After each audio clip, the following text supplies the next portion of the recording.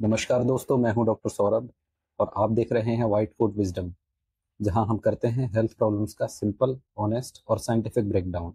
दोस्तों, आज हम बात करने वाले हैं एक छुपी हुई दिक्कत के बारे में, जो कि है विटामिन B12 डेफिशिएंसी।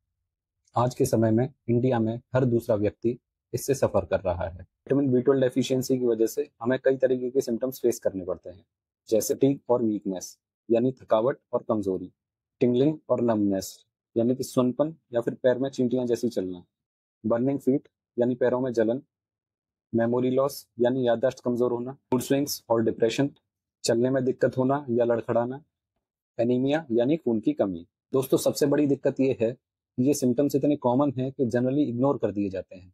दोस्तों, अब बात करेंगे कि विटामिन B12 की कमी सबसे ज्यादा किन लोगों में पाई जाती है, यानी कि हाई रिस्क ग्रुप कौन से हैं।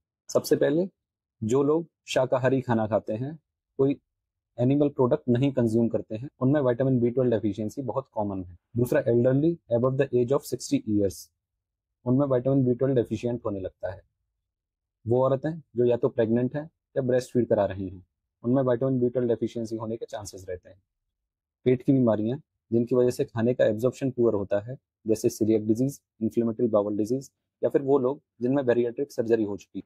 वो लोग जो शराब कंज्यूम करते हैं ज़्यादा मात्रा में, उन लोगों में भी विटामिन B12 डेफिशिएंट हो जाता है।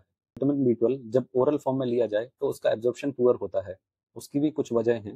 कुछ पेशेंट्स होते हैं जिनमें एक इंट्रिंसिक फैक्टर एब्सेंट होता है, जो कि विटामिन B12 एब्जॉर्प्शन के लिए बहुत इंपॉर्टेंट रोल प्ले करता है, और ऐसे पेशेंट्स में पर्निशियस एनीमिया होने की टेंडेंसी रहती है। कुछ पेशेंट्स में गैस्ट्रिक एसिड कम बनने की वजह से विटामिन B12 एब्जॉर्प्शन कम हो जाता है।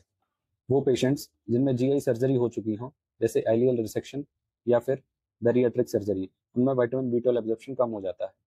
वो पेशेंट्स जिनमें बैक्टीरियल ओवरग्रोथ हो, जैसे H पाइलोराई, उनमें भी विटामिन B12 एब्जॉर्प्शन कम होता है। कुछ दवाइयां भी ऐसी होती हैं जो यदि आप लंबे समय तक कंज्यूम करते हैं तो आपके अंदर विटामिन B12 एब्जॉर्प्शन कम हो जाता है, जिसकी वजह से विटामिन B12 डेफिशिएंसी हो जाती है। और PPIs जैसे पेंटोप्राजोल, ओमिप्राजोल, मेटफॉर्मिन यानी शुगर की दवा, H2 ब्लॉकर यानी एसिड की दवा, रेनिटिडीन एंटीबायोटिक है, क्लोरामफेनिकोल, ये भी विटामिन B12 एब्जॉर्प्शन को कम करता है।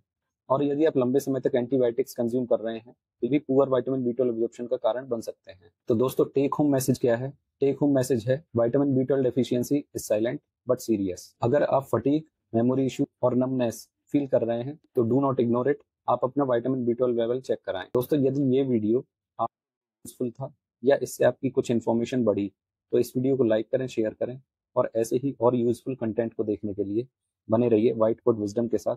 इस चैनल को फॉलो करें, सब्सक्राइब करें। Thank you.